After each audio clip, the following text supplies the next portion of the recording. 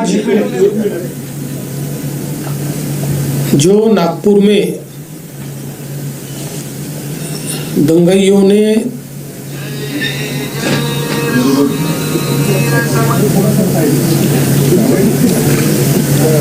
जिस प्रकार से दंगा किया, उसके बारे में एक वरिष्ठ स्तर की बैठक मैंने की है। हमारे सहयोगी मंत्री बावनकुळे जी भी उसमें उपस्थित थे। किस प्रकार की घटनाएं हुई, उन घटनाओं में अगर कोई लैप्सेस थे तो वो क्या थे, उन घटनाओं को किस प्रकार से रिस्पॉन्ड किया गया और घटनाओं के बाद अभी तक क्या कार्रवाई की गई, इसकी पूरी जानकारी मैंने प्राप्त की है। मेरे अपने कुछ ऑब्जर्वेशंस उस संदर्भ में थे, वो भी मैंने पुलिस आयुक्त और जो वरिष्ठ अधिकारी थे उन सबके सामने रखे हैं। मूल रूप से ये घटना जिस दिन घटी उस दिन सुबह औरंगजेब की एक प्रतीकात्मक कब्र जलाई गई और उसको जलाने के बाद कुछ लोगों ने उसके बारे में कंप्लेंट भी की। पुलिस ने नियम के अनुसार उस कंप्लेंट को एंटरटेन भी किया, लेकिन बाद में कुछ लोगों ने सोशल मीडिया का उपयोग करते हुए पॉडकास्ट और पोस्ट के माध्यम से ये औरंगजेब की प्रतीकात्मक कब्र नहीं जलाई गई तो इस पर दरगाह की चादर लगाई थी और उसमें कुरान की आयतें लिखी हुई थी, उसको जलाया गया। इस प्रकार का एक झूठा प्रचार किया और लोगों की भावनाओं को भड़काने का काम किया। शाम के समय नागपुर के कुछ इलाकों में लोग जमा हुए और दंगाइयों ने पत्थरबाजी की, गाड़ियों को तोड़ा, दुकानों पर हमला किया और बड़े पैमाने पर नुकसान करने का काम किया। पुलिस ने भी अच्छी कार्रवाई की। 4, साढ़े 4, 5 घंटे में पुलिस ने इस पर पूरा काबू लाया। उसके लिए आंसू गैस के गोले छोड़ने की बात हो या अलग अलग प्रकार से जो कार्रवाई करनी पड़ती है वो सारी कार्रवाई पुलिस ने की, जिसके कारण इसको काबू में लाया गया। इसमें बड़े पैमाने पर पुलिस घायल हुई। पुलिस के हमारे डीसीपी लेवल के 3 लोग और कुल मिलाकर 33 पुलिस के लोग और कुछ सिविलियंस और सारे कुल मिलाकर 40 लोग इस प्रकार से इसमें घायल हुए। उसके बाद पुलिस ने इन इलाकों में कर्फ्यू भी लगाया। अभी उस दिन के बाद इन इलाकों में कोई घटना नहीं घटी है, शांति है। लेकिन जो सीसीटीवी फुटेजेस हमारे पास उपलब्ध थे, अलग अलग लोगों ने वीडियोस दिए थे, उन वीडियोस को भी एनालाइज किया गया। पत्रकारों ने भी पुलिस के पास कुछ वीडियोस दिए, उसको भी एनालाइज करने के बाद जो दंगाई है उनकी पहचान कर ली गई है। 104 लोगों को अभी तक पहचान कर पकड़ा गया है, जिसमें 92 लोगों को अरेस्ट किया है। 12-18 साल के अंदर के विधि संघर्षित बालक है, उनको उस कानून के तहत उन पर कार्रवाई की गई है। और जब तक आखिरी दंगाई को पकड़ा नहीं जाता ये कार्रवाई रुकने वाली नहीं है, ये कार्रवाई चलती रहेगी। लगातार एविडेंस आ रहा है, उस एविडेंस के आधार पर ये कार्रवाई यहाँ पर चल रही है। ये भी तय हुआ है कि ये जितना नुकसान दंगाइयों ने किया है इसका पूरा हिसाब निकाला जाएगा और ये पूरा नुकसान उनसे वसूल किया जाएगा। और अगर वो नुकसान के पैसे नहीं भरते हैं तो उनकी प्रॉपर्टी को बेचकर ये नुकसान भरपाई की जाएगी। किसी भी हालत में इस प्रकार से किसी को दंगा करके दूसरे को नुकसान पहुंचाने की इजाज़त नहीं दी जाएगी। जिनकी गाड़ियों का नुकसान हुआ है सरकार उनको मदद करने वाली है। जो भी हमारे नियम हैं उन नियमों में बैठाकर हम लोग निश्चित रूप से उनको मदद करेंगे। अगले 7 दिनों में ये मदद करने की हमारी कोशिश होगी। और साथ साथ जिन लोगों ने सोशल मीडिया का उपयोग करते हुए इस प्रकार के पोस्ट किए जिसके कारण दंगे भड़के या दंगे भड़कने में या लोगों को भड़काने में जिनकी पोस्ट ने काम किया है, ऐसे लोगों को भी हम लोग सह आरोपी बनाएंगे, को एक्यूज बनाएंगे और उनको भी दंगे का आरोपी माना जाएगा। करीब 68 पोस्ट ये अभी तक आइडेंटिफाई करके उसको डिलीट किया गया है। कुछ आइडेंटिफिकेशन अभी भी जारी है। वो आइडेंटिफिकेशन होने के बाद उस पर भी कार्रवाई की जाएगी। नागपुर की एक अपनी संस्कृति है। 1992 के बाद नागपुर में कभी भी इस प्रकार के दंगे नहीं हुए।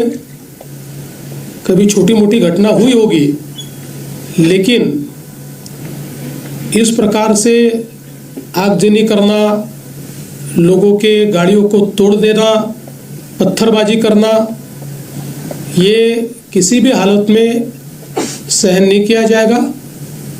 और इस पर कड़ी से कड़ी कार्रवाई ये हमने शुरू कर दी है और ये जारी ही रहेगी जब तक हम लोग ये जो दंगे हैं इनको सबक नहीं सिखा देते। विशेष रूप से जिन्होंने पुलिस पर हमला किया है उनको तो निश्चित रूप से अपनी करतूत का भुगतान करना ही पड़ेगा। कड़ी से कड़ी धाराएं उन पर लगकर जब तक उनको कठोर से कठोर दंड नहीं होता तब तक हम लोग शांत नहीं बैठेंगे। सर, क्या इसमें विदेशी शक्तियों का भी जिक्र किया जा रहा है कि बांग्लादेश कनेक्शन जोड़ा जा रहा है, मालेगांव कनेक्शन जोड़ा जा रहा है, और क्या इसकी जांच नागपुर पुलिस के साथ साथ NIA भी कर रही है क्या? सर याला टेरर एंगल काय आहे का सर? देखिए, इसमें अभी सारी तफ्तीश चल रही है। अब जो लोग अलग अलग प्रकार के पोस्ट करते हैं उनमें से कुछ लोगों के पोस्ट में कुछ ऐसी चीज़ें भी दिखाई पड़ी है कि जो बांग्लादेशी लगती है, पर आज इसमें बांग्लादेशी एंगल है या विदेशी हाथ है ऐसा कहना इस समय उचित नहीं होगा जब तक उसकी पूरी जांच नहीं हो जाती। इसलिए मुझे लगता है कि अभी जहाँ तक मालेगांव का सवाल है तो वो तो दिख ही रहा है, क्योंकि जो पार्टियां मालेगांव की इनको मदद कर रही है, इन्होंने वहाँ पर जो ऑफिस खोला है, जो आरोपी है, तो वो कनेक्शन तो बिल्कुल दिखाई पड़ रहा है।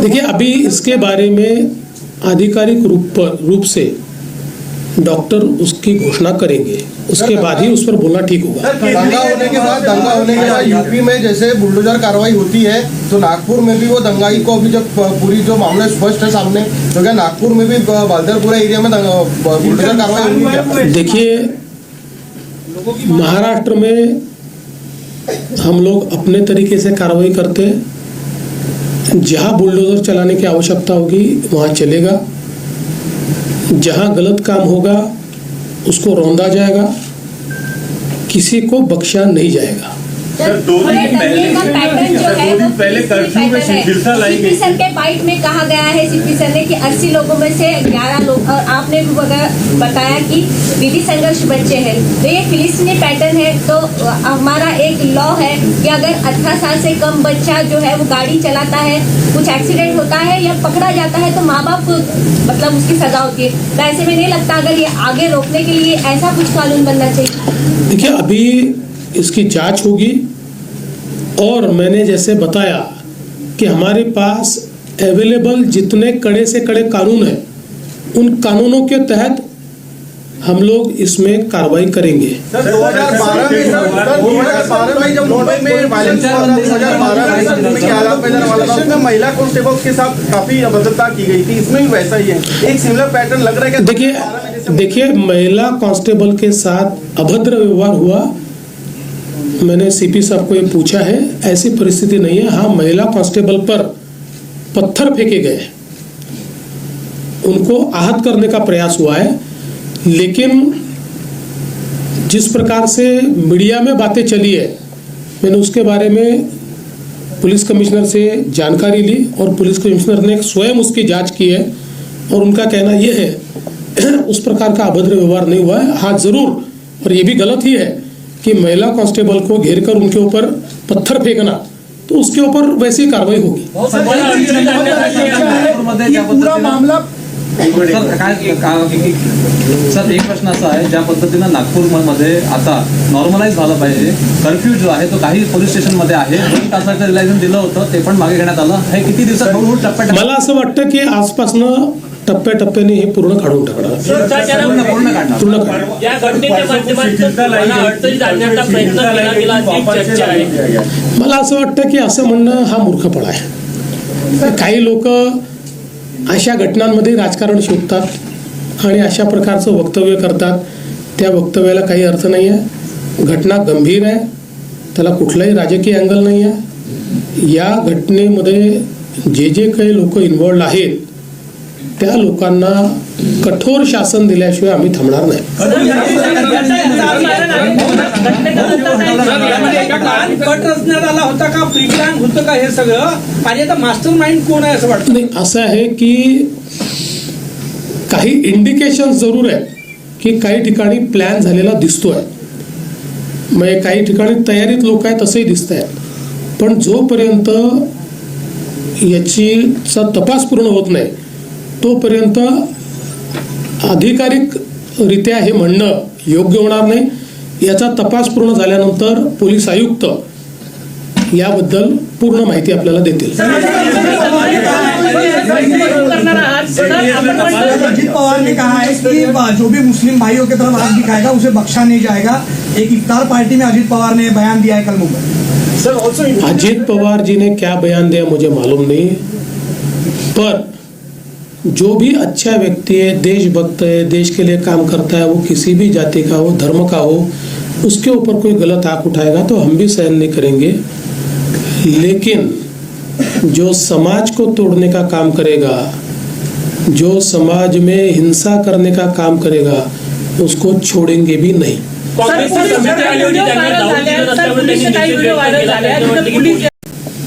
अशा प्रकारचं एक भ्रम तयार करून काही लोकांनी सोशल मीडियाच्या माध्यमातून एक अपप्रचार केला आणि त्यानंतर मोठ्या प्रमाणात जमाव संध्याकाळी तयार झाला। जमावाने तोडफोड केली, दगडफेक केली, गाड्या फोडल्या, लोकांवर हल्ला केला। पोलिसांनी जवळपास 4-5 तासामध्येच या संपूर्ण दंगलीला आवर घातला। त्याकरता अश्रुधुराच्या नळकांड्या असेल किंवा त्या ठिकाणी इतर प्रकारच्या प्रतिबंधात्मक ज्या गोष्टी करण्याची आवश्यकता होती त्या सर्व गोष्टी या पोलिसांनी केल्या। या घटनेचे जेवढे सीसीटीव्ही फुटेजेस अवेलेबल होते किंवा खाजगी लोकांनी देखील जे काही आपल्या मोबाईलवर चित्रीकरण केलं ते चित्रीकरण असेल, काही पत्रकारांनी चित्रीकरण पोलिसांपर्यंत दिलेलं आहे, अशा सगळ्या चित्रीकरणामध्ये जे दंगेखोर दिसत आहेत त्यांच्यावर अटक करण्याची कारवाई पोलिसांनी सुरू केली आहे. 104 लोक आत्तापर्यंत आयडेंटिफाय झाले आहेत, ज्यामध्ये 92 लोकांना अटक केली आणि 18 वर्षाच्या खालचे विधी संघर्षित असल्यामुळे त्यांच्यावर ज्या प्रकारची कायद्याने कारवाई करता येते ती कारवाई करण्यात आली आहे. आणि अजूनही हे आयडेंटिफिकेशन चाललेलं आहे. याहीपेक्षा जास्त लोक हे या ठिकाणी अटकेमध्ये घेण्याचा पोलिसांचा मानस आहे. जो व्यक्ती दंगा करताना दिसतोय, दंगेखोरांना मदत करताना दिसतोय, अशा प्रत्येकावर कारवाई ही करण्याची मानसिकता या ठिकाणी पोलीसची आहे. त्या दृष्टीने पोलिसने कारवाई सुरू केलेली आहे. आणि यासोबत मोठ्या प्रमाणात सोशल मीडियाचं ट्रॅकिंग करून ज्या लोकांनी ही घटना घडावी किंवा ही घटना ॲग्रिवेट व्हावी म्हणून पोस्ट केलेली आहे त्या सगळ्यांना दंगेखोरांसोबतच सहआरोपी बनवलं जाणार आहे. कारण त्यांनी सोशल मीडियाच्या माध्यमातून हा दंगा भडकवण्याकरता त्या ठिकाणी मदत केलेली आहे. त्यामुळे त्यांच्यावरही कारवाई केली जाणार आहे. जवळपास 68 पोस्ट या आत्तापर्यंत आयडेंटिफाय होऊन डिलीट झालेल्या आहेत आणि त्यांच्यावर कारवाई झाली आहे. अजून काही पोस्टची माहिती घेणं चाललेलं आहे.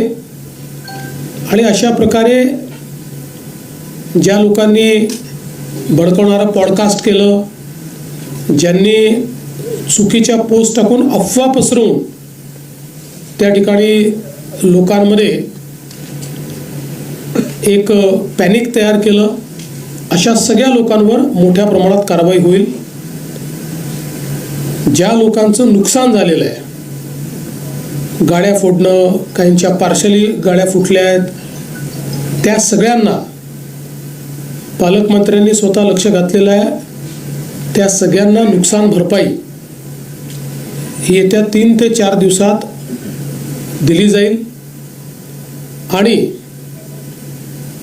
आता जो काही आपण काही निर्बंध घातलेले आहेत त्या निर्बंधांमुळे थोडं जनजीवनावर परिणाम होतोय, व्यापारावरही परिणाम होतोय. त्यामुळे ते लवकरात लवकर त्यात शिथिलता आणावी अशा प्रकारचा प्रयत्न आहे. पण त्याचवेळी पोलीस सजग राहणार आहेत आणि कोणीही दंगा करण्याचा प्रयत्न केला तरी देखील अतिशय कडक कारवाई केली जाईल. आत्ता जे काही नुकसान झालेलं आहे हे सगळं नुकसान दंगेखोरांकडनं वसूल करण्यात येईल. त्याची सगळी किंमत काढली जाईल आणि ते दंगेखोरांकडनं वसूल केलं जाईल. आणि दंगेखोरांनी ते पैसे भरले नाहीत तर त्यांची प्रॉपर्टी विकली जाईल. अशा प्रकारे नागपूरमध्ये किंवा महाराष्ट्रात कुठेही या गोष्टी सहन केल्या जाणार नाहीत. नागपूरमध्ये तर एक नागपूरचा शांततेचा इतिहास राहिला आहे. 1992 नंतर नागपूरला कधीही मेजर अशा प्रकारचा इन्सिडन्स झालेला नाही. छोटे मोठे झाले असतील. आणि म्हणून आता जर अशा प्रकारे दंगेखोरांना सरळ केलं नाही तर त्यांना अशी सवय पडेल. म्हणून याच्यामध्ये कुठलाही टॉलरन्स हा पोलीस विभाग करणार नाही. तशाच प्रकारच्या सूचना पोलिसांना दिलेल्या आहेत.